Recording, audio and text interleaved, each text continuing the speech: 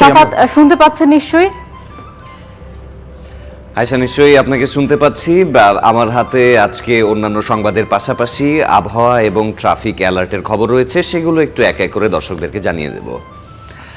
দর্শক, আজকে রাজধানী ঢাকার ওয়েদার যেমনটি জানাচ্ছিলাম যে পহেলা ফাল্গুন মাস শুরু হয়ে গেছে। তো ফাল্গুন মাসের শুরুতে এই এখন ঘড়িতে সময় হচ্ছে সকাল 8:15।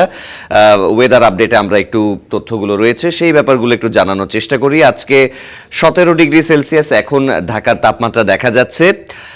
রিয়েল ফিল শেড এখানে আসলে ব্যাপার হচ্ছে যে আপনার অনুভূত হচ্ছে টেম্পারেচার কতটুকু। এখানে বলা হচ্ছে যে 17 ডিগ্রি দেখাচ্ছে কাগজে কলমে, কিন্তু অনুভূত হচ্ছে 16 ডিগ্রি সেলসিয়াস এবং বাতাসের গতিবেগ দেখা যাচ্ছে যে ঘন্টায় 10 কিলোমিটার পার আওয়ার। এবং আরেকটা জিনিস দেখা যায় প্রত্যেক দিনই আমরা জানানোর যে জিনিসটা দেখাই যে বাতাসের মানটা, বায়ুর মান নিয়ে আমরা প্রত্যেক দিনই খবরাখবর জানানোর চেষ্টা করি সকালবেলা থেকেই। আজকেও কিন্তু ঢাকার মান আনহেলদি দেখাচ্ছে।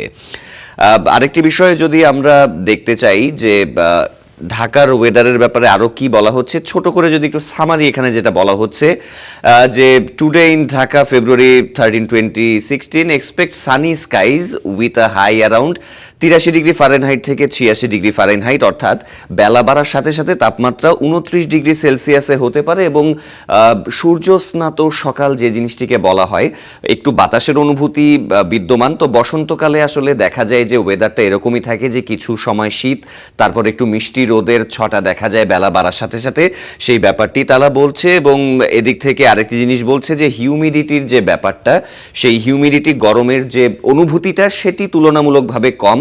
সামনের দিকে ফেব্রুয়ারি মাস আসলে মাঝামাঝি পর্যায়ে রয়েছে, সামনে আবার রোজা রয়েছে। তো রোজার আগে বর্তমানে যে অবস্থাটা 18 তারিখ থেকে রমজান শুরু হচ্ছে, তো তার আগে আবহাওয়ার যে পরিস্থিতি, হিউমিডিটি কম, সেই ব্যাপারটা আসলে কিছুটা আশাব্যঞ্জক।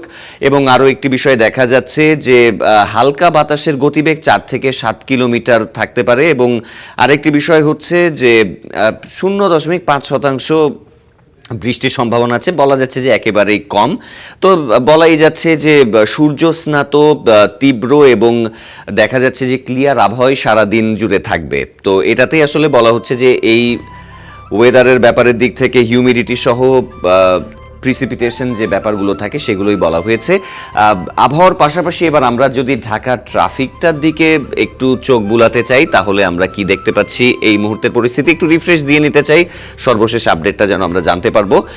আপনারা যেটা দেখতে পাচ্ছেন যে রাজধানী ঢাকাতে আমরা পুরোটা মোটামুটি সবুজ দাগের মধ্যেই রয়েছে, কারণ এখনো পর্যন্ত ভোটের যে ছুটি, সেই ভোটের ছুটির কারণে এখনো যানবাহন সেইভাবে চলাচল করেনি। আর সরকারি অফিস তো শুক্র শনিবার যেহেতু ছুটি থাকে, ভোটের ছুটির কারণেও এখনো দেখা যাচ্ছে বিভিন্ন মার্কে কিন্তু আমরা দেখতে পাচ্ছি যে রাজধানীর যে প্রাণকেন্দ্র মোহাম্মদপুরের মধ্যে কিছুটা জায়গায় একটু আমরা রেড জোন দেখতে পাচ্ছি এই জায়গাটাতে।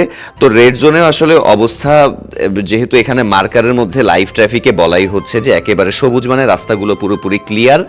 আর এই দিক থেকে আপনারা যেমনটি দেখতে পাচ্ছেন যে মোহাম্মদপুর, মতিঝিল এবং খিলগাঁওয়ের আশপাশে এবং ড্যামরার দিকে, এই যে কাঁচপুর ব্রিজের কাছাকাছি এই জায়গাটায় হালকা একটু ট্রাফিক দেখা যাচ্ছে।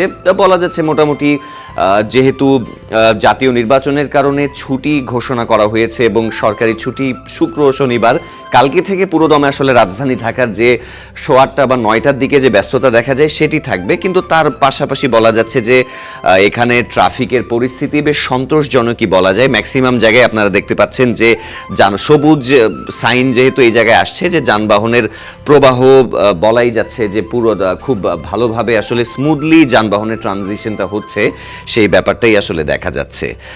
তো আবহাওয়া পরিস্থিতি এবং ট্রাফিকের পরিস্থিতির মধ্যে এটিই ছিল আমার কাছে আসলে তথ্য।